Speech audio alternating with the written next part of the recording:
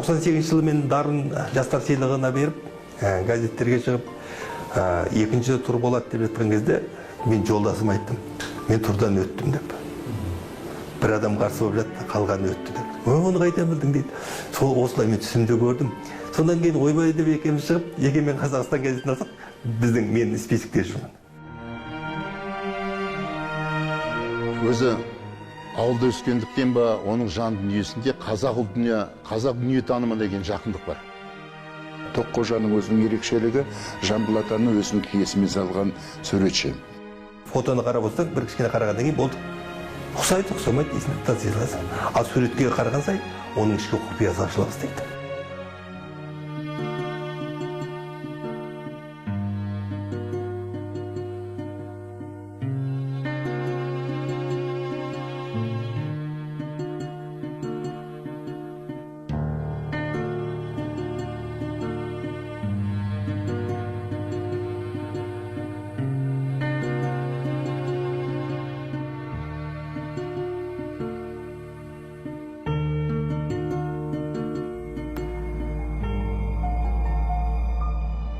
Мен отандық бейнелеу өнерінің өрлеуіне сүбелі үлес қосып жүрген қылғалам шеберлерінің бірі Тоққожа Қожағұлдың биылғы көрмеге қойылған картинасы дәл осылай аталады.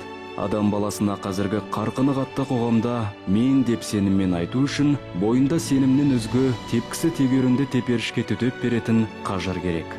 Оған талай жылғы тірнектеп еткен еңбек туғысыңыз.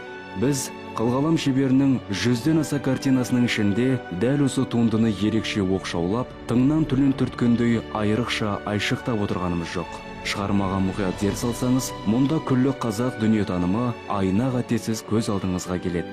Тоққожа Қожағұл осы кескін арқылы әлемдік сурет өнеріне тың стиль алып келді. Оның қандай ағым екені картинаның жай-жапсары бағдарлама барысында толық баяндалатын болады.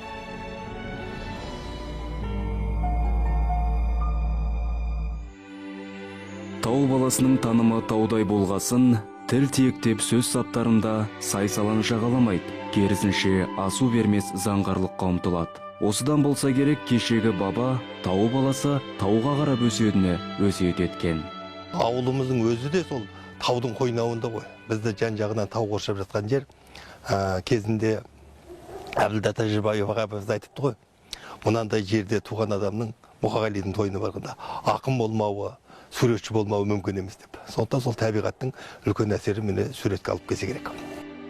Қылғалам мен майлы бояуды қару қылып асынып, қазақ өнерін өзгелерге таңсық қылып таныстырып жүрген талантты суретшілердің бірі Тоққожа Қожағұл да хан тәңірінің етегіндегі асқар-асқар таулардың осына қоныстанған алақандай ауылда дүниеге келді. Көптің көңілінен, аздың аузынан кетпеген Мұқажан қарияның отбасындағы бұл перзент 14-ші еді. Қалжа желініп, қол сүртіліп болғасын қариялар жаңа туған шақалақтың құлағына Тоққожа деп үш рет айғайлап, азан шақырып ат қойған. Есімнің де астарында мән болса керек. Өйткені 14 құрсақ көтерген бақытқан әжейдің әуелдегі перзенттері көп кідірмей бақилыққа аттанған. Біздің алдымызда дүниеге келіп жатқан балалар жасырақ кезінде, кішкене есейіп келе жатқанда дүниеден оза бастаған.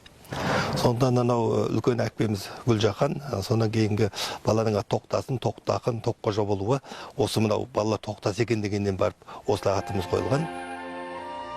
Жөн білетіндер, қылығың әдетіңе, әдетің тағдырың айналады дейді. Сөздің растығына еріксіз иланасың. Себебі қалақтай баланың қылғаламға құмартуы алғаш шаңдау топырақтың бетін шимайлаумен басталған. Сол әдеті әп-сәтте қанына сіңсе керек. Ол әуелі туған өңірдің таң тамашасын қағаз бетіне түсіруге ұмтылады. Бертін қым-қуытта керек жабдық қолбайлау болғасын, еріксіз саз балшықты ермек саз қылып, артына ұлағатты ғибрат қалдырған тұлғаларды мүсін етіп өмірге әкеле бастаған.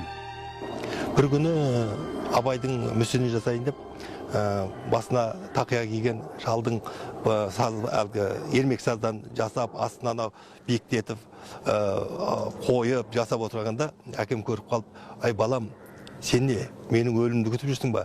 Менің басыма тас қойғың кеп жүр ма? Мынауың не деді. Соңғы мен бұл сіз емес абай ғой дедім де, соны қолымнан қалай лақтырып жүргенімді өзім білмей қалдым. Мүсіннен мүсіркеген кезде осы. Әкесінің жалғыз сөзінен кейін бала Тоққожа мүсін жасаудан бір жола қол үзеді. Бірақ ол кісі келбетін кескіндеуді кемшін көрмей, керісінше келердегі керегін содан іздейді.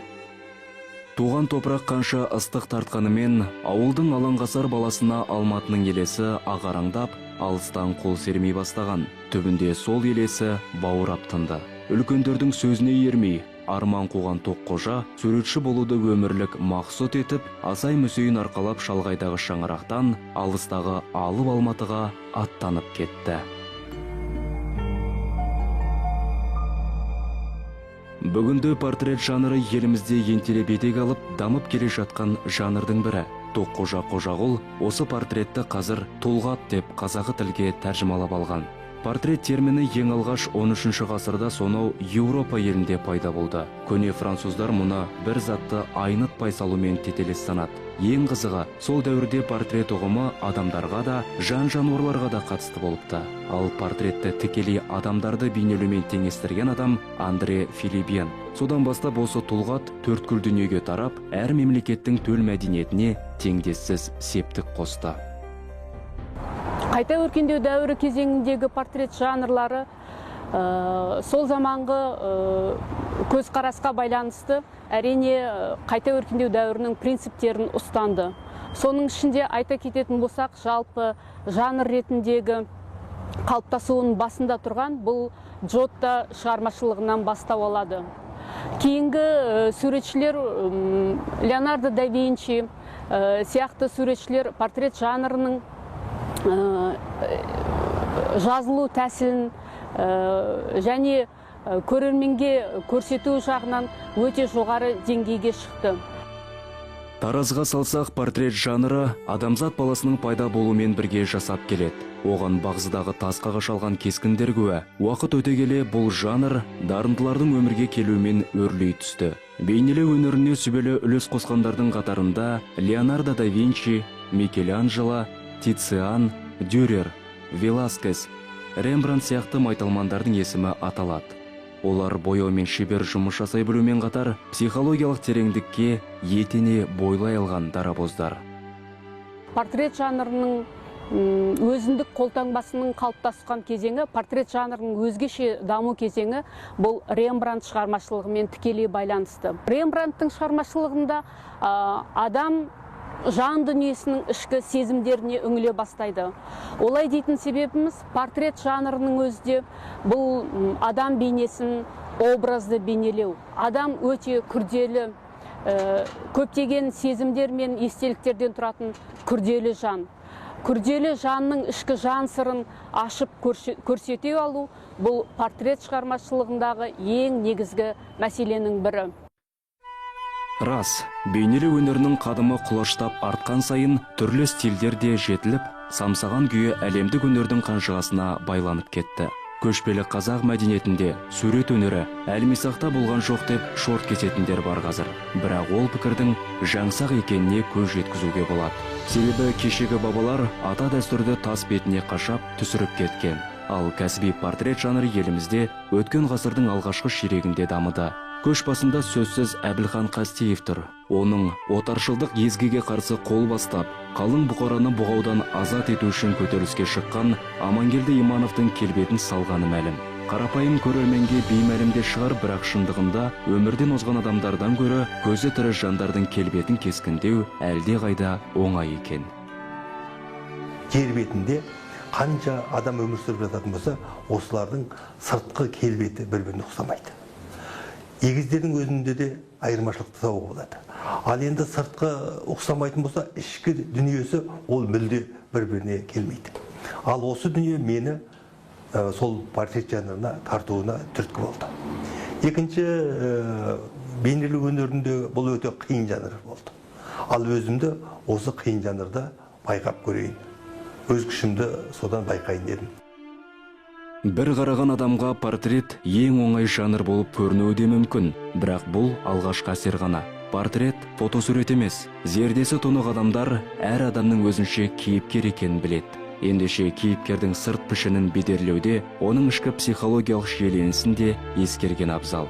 Өйткені портрет арқылы сол адамның жан дүниесін, өмір сүрген дәуірін сезінуге болады.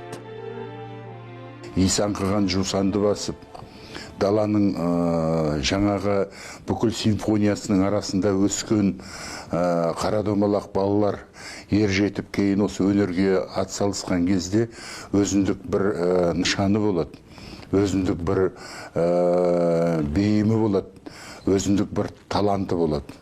Осының бәрін пайымдап келетін болсақ, осының бәрі осы Қожағұлов Тоққожада Мұқажанұлында бойына бәрі сіңген. Сондықтан да бұның суретші ретінде өзіндік орны, пішіні бар азамат. Тоққожа өзіне басқа салаларды місе тұтпай, о бастақ портрет жанрына құрық салған. Оның ең алғашқы сәтті шығармасы екінші курс студенті кезінде салған әке портреті. Картинаға мұқият үңілсек, мұнда тарпаң тағдырдың талай тәлкегін көрген, ұрпағына мол ғибрат қалдырған абыз кеуде қартты аңғарасың. Екінші курстың аяғында бітірер кезде үй жұмыс ретінде мен әкемнің портретін салдым. Сол оқуға түскен жылы қыркүйек айында әкем дүниеден озып кетті. Сол әкеге сағыныш осы алғашқы суретімді әке тұлғатын салуыма себепкер болды. Алғашқы жұмысым осылай дүниеге келді. Мұқажан перзентінің әке портретінен бір жыл кейін салынған ана кескіні оның бүкіл болмыс бітімін, баланың анаға деген ыстық ілтипатын сездіреді. Өкінішке орай аталған картина суретшінің жеке мұрағатында сақталмаған. Өйткені сурет көрмеге қойылған бетте оны іргелес ресейліктер бірден Сібір мұражайына алып кеткен. Бұл алмас қылыш қын түбінде жатпайтыны аңғартса керек. Ана Тоққожа шығармашылығында идеалданған картинадан гөрі шынайылыққа өте жақын. Олай дейтін себебіміз бұл жерде картинаны дөңгелек сопақша жиекке орналастырып, өте жеке өзінің ең жақын сырласы ретінде бейнелеп көрсеткендей. Және сонымен бірге әрине анасының өмірін, анасының бар жан дүниесін баладан басқа кім біледі. Осы нәрсені де терең сезіне отырып, оны әрбір бүге-шүгесіне дейін жасырмастан өте шынайы бейнелей білген. Тоққожаның ана портретін голландиялық суретші Рембрандттың өз анасын бейнелеген кескінімен салыстыруға келеді. Сырт көзге қарағанда екеуі екі түрлі картина іспеттес. Бірақ қос қылғалам шебері аталған жұмыстарында өз аналарының жан дүниесін кіршіксіз бере білген. Демек, әлем мойындаған Рембрандттың қарама-қайшылықтарды шешу әдісін біздің Тоққожа толық меңгерді десек, артық айтқандық емес. Қожағұлов шығармашылығына тән ерекшелік бұл портреттерінде алдындағы айтып кеткен болсақ, Рембрандтта идеалдаған деп айта кететін болсақ, Қожағұлов шығармашылығында жеке сырласу, ішкі сезім арқылы сөйлесу, тілдесу, яғни бейненің жан дүниесіне үңілу басымырақ келіп отыр. Тоққожа Қожағұл көптеген бұқаралық ақпарат құралдарына қазақтың бетке ұстар азаматтарын бейнелер сәтте алдымен түс көріп, артынша өңінде қағаз бетіне түсіретінін айтып келеді. Кей азаматтар бұған күле қарағанда, бірақ сөздің төркініне жүгінсең, жөн көресің. Қылғалам шебері бақұл болған жандарды бедерлеуден бұрын оның шығармасын, өмірге деген көзқарасын түгел зерттеп шығады. Сурет салу үшін талай мұрағатта тозаң басқан құжаттарды ақтаруына тура келген. Еңбегі еш кеткен жоқ. Мен Абай портретін салған кезде 1990 алдынан бастап іздеп жүрдім, 95 жылы аяқтап шықтым. Мысалы, Абайдың артында қалған екі суреті бар. Кезінде Мұхтар Әуезов Шымкент жақта қалған осы екі суретті, біреуі екі баласымен, содан кейін семьясымен түскен осы суретті тауып алып келіп, 1947 жылы Сауранбаевтың алғы сөзімен бұл кітап басылған екен. Сол басылған кітапқа Абайдың сол кезде тапқан негізгі суретін пайдаланған. Фотосуретін. Міне осы фотосуретті алғаннан кейін мен Абай жолы романды қайта оқып шығуға тура келді.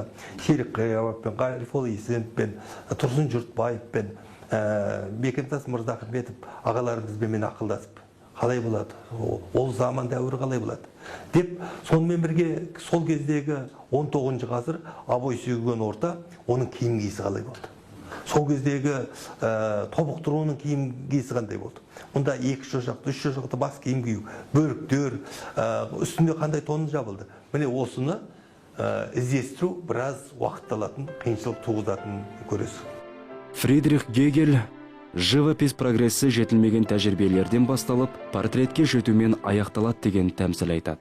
Атаңға артылар жүкті арқалап жүрген Тоққожаның еншісінде Хакім Абайдан өзге классик қаламгер Мұхтар Әуезовтің, халық ақыны атанған ақиық шайыр Мұқағали Мақатаевтың портреттері бар. Екеуі де түстегі сағымды, өңде ақиқатқа айналдырған дүниелер.